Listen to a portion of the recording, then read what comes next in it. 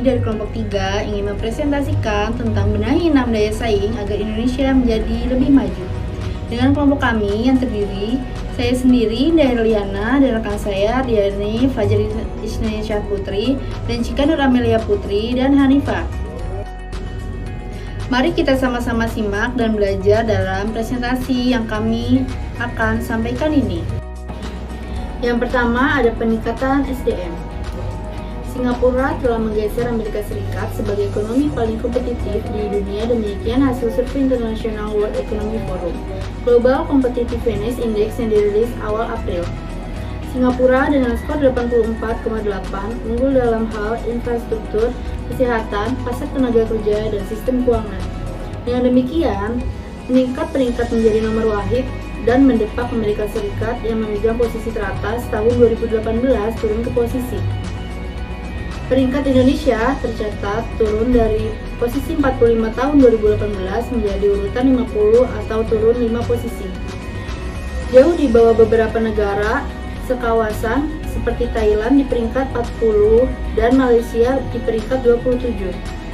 Namun, demikian Indonesia masih unggul atas Brunei yang berada di peringkat 56. Vietnam yang menempati posisi 67, Filipina 64, Kamboja 106, dan Laos 113. Sementara ini, Asia Timur dan Asia Pasifik menjadi kawasan yang paling kompetitif diikuti Eropa dan Amerika. Selanjutnya ada peningkatan SDM.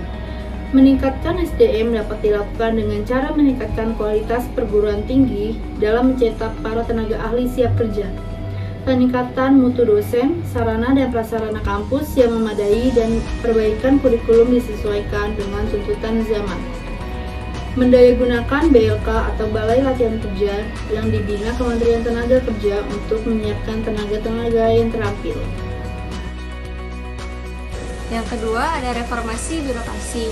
Sebenarnya program reformasi birokrasi yang dijalankan pemerintah sudah sangat bagus. Ada 9 program, diantaranya manajemen perubahan, penataan perundang-undangan, ketata laksanaan, penguatan organisasi, sistem manajemen aparatur, dan pengaturan pengawasan. Namun, dalam praktiknya masih banyak oknum PNS yang terlibat suap. Indonesian Corruption Watch menemukan ASN yang terjerat korupsi. Sebanyak 3.417 ditetapkan sebagai tersangka kasus korupsi di berbagai daerah. Yang ketiga, mengurangi ekonomi biaya tinggi. Ekonomi biaya tinggi menyebabkan harga barang menjadi tinggi yang tidak dapat diserap pasar dengan baik. Pemerintah harus dapat mengurangi kemacetan, khususnya di daerah Jabodetabek yang menjadi urat nadi perekonomian nasional, agar distribusi juga barang lancar. Kemudian, pembenahan manajemen pelabuhan, yaitu bongkar muat yang terlalu lama dan masih adanya pungutan liar. Yang keempat, ada inovasi produk. Inovasi produk hanya bisa terwujud dengan adanya SDM ahli yang didukung dengan fasilitas-fasilitas yang cukup. Perusahaan-perusahaan dapat mengirimkan tenaga kerja ke luar negeri untuk belajar teknologi, atau dengan cara mendatangkan tenaga ahli dari luar untuk mentransfer teknologi kepada tenaga kerja Indonesia. Yang kelima, perkembangan telekomunikasi. Jaringan telekomunikasi baru dirasakan oleh penduduk kota dan sekitarnya, namun belum sampai ke daerah tertinggal yang belum terkoneksi dengan jaringan internet. Hal ini menjadi hambatan diterapkannya belajar secara jarak jauh selama masa pandemi. Juga dalam rangka mewujudkan industri 5.0 menjadi terhambat. Cara pandang yang bisa dilakukan Indonesia untuk membenahi daya saing dan juga meningkatkan daya saing kita agar Indonesia menjadi negara yang lebih maju adalah percepatan vaksinasi. Percepatan vaksinasi adalah cara untuk memulihkan ekonomi. Target vaksinasi yang dicanangkan oleh Presiden Joko Widodo sebanyak 1 juta per hari masih sangat kurang dari target yang dibayangkan. Terbukti hingga saat ini hanya sekitar 200.000 orang per hari yang akan divaksin. Realisasi masih sangat jauh dari target dikarenakan tenaga kesehatan yang masih sangat terbatas.